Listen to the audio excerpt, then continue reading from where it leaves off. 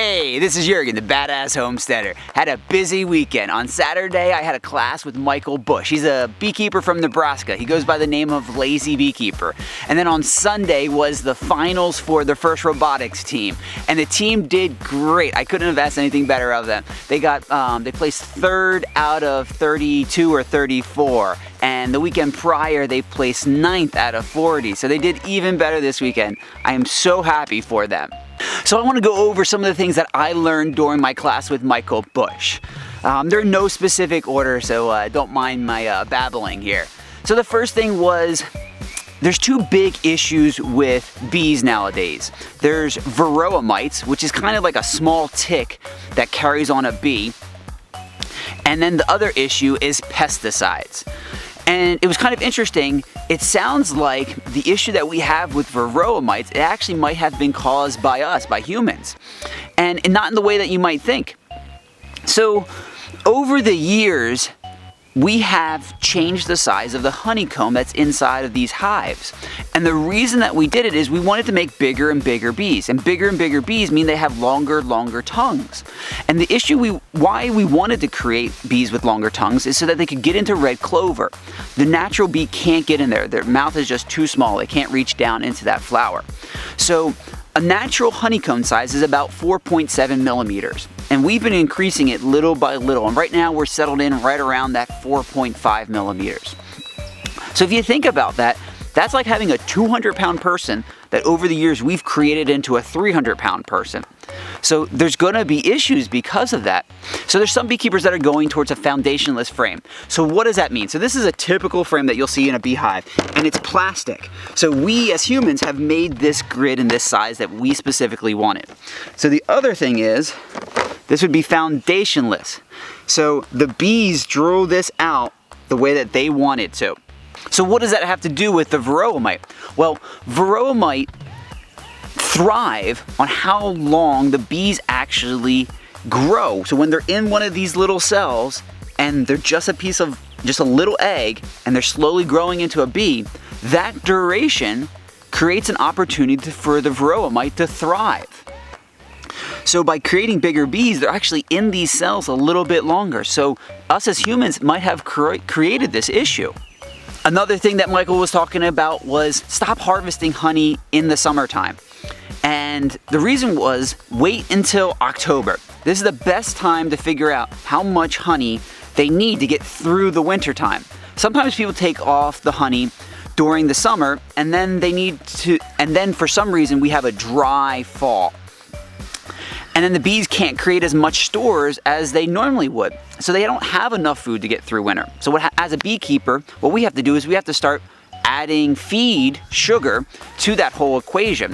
When if we just waited until October, we could have actually played out that game a little bit better. Another thing he was talking about was sometimes these hives get condensation. Now, condensation on the top cover is bad because it's going to kind of rain down on the bees and it's just not going to be a good thing. Now, condensation on the walls might be okay.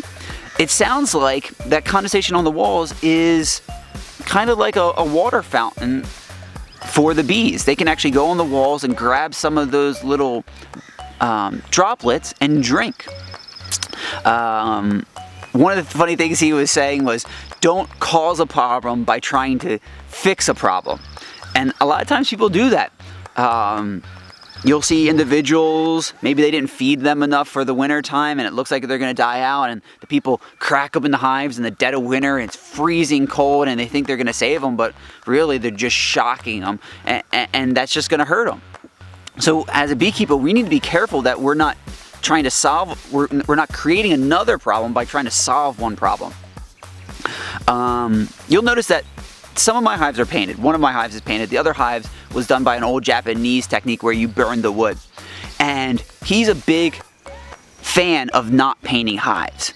It looks like when we paint the hives, the wood can't naturally breathe. So he wax dips his hives, and I kind of like my simple just burning the wood. So that was another thing of stop painting your hives. He mentioned that our beekeeping method for how we keep these really needs to change based off our location and the breed of bees that we have. So the white hive that I have is Italian Coriolis mix. They're from Georgia. The two black hives are a Russian breed that I got from a gentleman named Chris up in Northern Virginia. So they're more local to Virginia. So our methodology for the Italians might be very different than the Russians. Even though we're in the same location, two different breeds. And that makes sense if you think about animal husbandry, right?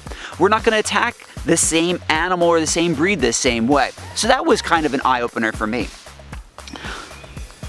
One thing he was mentioning was if any bee asks for food, the other bees have to feed him. It's kind of an interesting social dynamic. I never really realized that. Other takeaways is things that I want to do specifically with my bee yard this year. So our hives that we have, we stack boxes on top of each other. It's called a Longstraw hive. It has either 8 or 10 frames inside in a frame like I showed before. They're removable frames. It was a kind of a new concept not too long ago to have removable frames. There's other hives out there. There's a worry style, there's a top bar hive.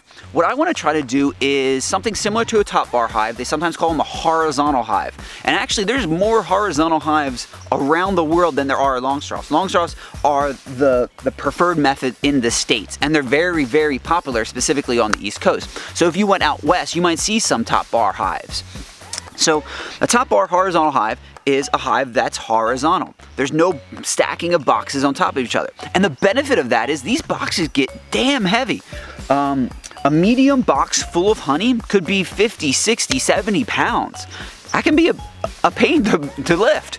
So the benefit is it's a lot easier on the beekeeper. Truthfully, bees are very, very adaptive creatures. They will make a hive in a tree, in the side of a building, a lot of different places. So, a horizontal hive, I'll have these frames in here, but they'll be foundationless, but they'll just be stacked next to each other. So that when I need to make the hive bigger, I'll just add 8 more frames just next to their other build-out frames. And I don't need to lift the boxes. Because one of the things that I do that is kind of a pain in the butt, but I kind of think it's more natural for our bees, is I'm very much of a worry kind of style methodology with our beekeeping, which is what happens is we under our boxes. So instead of the easy way where we just put boxes on top, I put boxes underneath. And what happens is you're raising where they normally are, and then they start going down. You raise that, they start going down. And what happens is they create this honey dome on the top. So it's naturally when you get to about 4 boxes and you're ready to put another one underneath, you just take that 4th box off, put a new one underneath, and then you just take that 4th box for honey. There won't be any brood in it. There shouldn't be any brood in it because they create a honey dome. And that honey dome, the queen won't pass that honey dome to lay. So it's just a natural, I feel, a more natural methodology for how we want to keep our bees. But that's a huge pain. So we have to take off 3 or 4 boxes that are weighing 50 to 60 to 70 pounds just to put one underneath and then put it back on top. So we're going to experiment with that. Another thing that I want to try is a mating nook. So we have 3 hives here. We're very, very remote, and I want to start creating or making our own queens.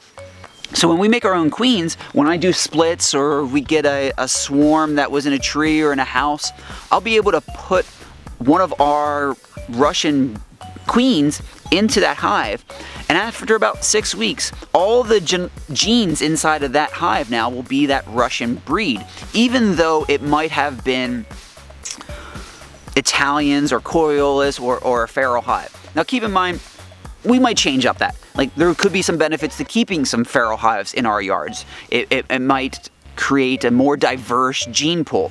So those are things, but the benefit of being able to have a mating nook so that we can do our own queens, it gives us options. So that's what we're going to try to do this year. So everybody, I appreciate you watching.